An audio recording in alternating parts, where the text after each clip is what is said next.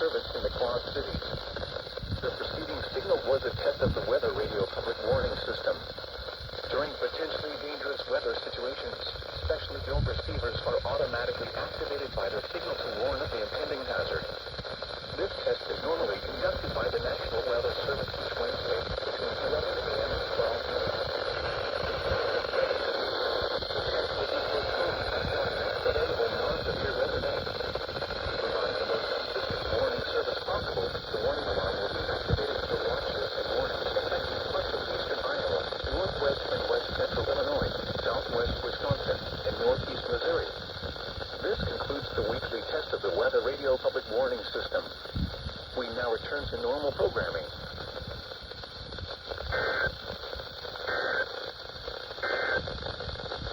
And now, your National Weather Service forecast for Macomb and surrounding areas. Estimated for the following counties in the WWG40. South winds around